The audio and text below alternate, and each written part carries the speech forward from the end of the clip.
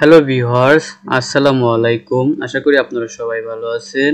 আজকে যে বিষয়ের উপর আমি ভিডিও করতে চলেছি, এই বিষয়গুলো আসলে আমার যারা ইঞ্জিনিয়ার বন্ধু আছেন এবং যারা বাড়ি করতেছেন অর্থাৎ মালিক পক্ষ, এই দুই পক্ষকে দেরই জানা উচিত এবং এটা তাদের জন্য খুবই গুরুত্বপূর্ণ একটি বিষয়। আজকের টপিকস হলো কংক্রিট কিউরিং, অর্থাৎ কিউরিং ইট গাঁথনি কংক্রিট ঢালাইয়ের 24 ঘন্টা পর পানি দেওয়া বা পানি খাওয়ানোর কৌশলকেই কিউরিং বলে। কিউরিং এর সংজ্ঞা কি আমরা জানতে পারলাম।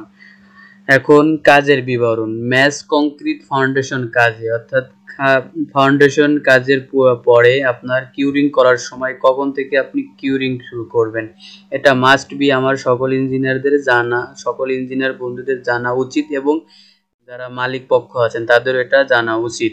অনেক মালিক পক্ষকে এটা জানা থাকে না, তাদের ইঞ্জিনিয়ারের শরণাপন্ন হতে হয়, ইঞ্জিনিয়ারের কাছে সবকিছু ডিটেল শুনতে হয়। তো এইগুলো বিষয় যদি তাদের জানা থাকে তো তারা এই বিষয়গুলো তদারকি করে কিউরিং করতে পারবে। তো ভিডিওটি লং করার চেষ্টা করব না, আমি কাজে ফিরে আসি। তো কাজের বিবরণটা প্রথমে কি আপনার ফাউন্ডেশন কাজের কংক্রিটের পরে ঢালাইয়ের পরে কিউরিং করার সময় হলো আপনি 20 ঘন্টা পর আপনি কিউরিং শুরু করবেন এবং যতদিন করতে হবে আপনার 7 দিন পর্যন্ত করতে পারবেন। তো এর বেশি করলেও সমস্যা না, আপনি 7 দিন পর্যন্ত একটা স্ট্যান্ডার্ড টাইম 7 দিন। তো ইটের গাঁথনির কাজের জন্য আপনি 20 ঘন্টা পর এটাও 7 দিন পর্যন্ত করতে পারেন। ছাদ ঢালাইয়ের কাজে এটা 20 ঘন্টা পর 7 দিন পর্যন্ত এবং প্যাটেন্ট স্টোন সিমেন্ট কংক্রিট 15 ঘন্টা পর 7 দিন পর্যন্ত। তারপরে আপনার সকল প্লাস্টারের কাজে 20 ঘন্টা পর 7 দিন পর্যন্ত।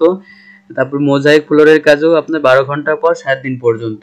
জল ছাদের কাজেও 24 ঘন্টা পর 7 দিন পর্যন্ত এবং নিট সিমেন্ট স্কার্টিং কাজে 12 ঘন্টা পর 16 দিন পর্যন্ত। এখানে আপনি আপনার ইচ্ছা মতো আপনি কম না বেশি করতে পারেন, ঠিক আছে।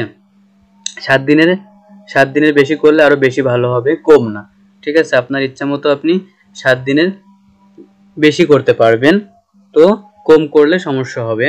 তো আশা করি আমার সকল ইঞ্জিনিয়ার বন্ধুরা এই কিউরিং এর সংজ্ঞা কি সেটা জানতে পারলেন এবং কোন কাজের জন্য কত ঘন্টা পর কতদিন কিউরিং করতে হবে এটাও জানতে পারলেন।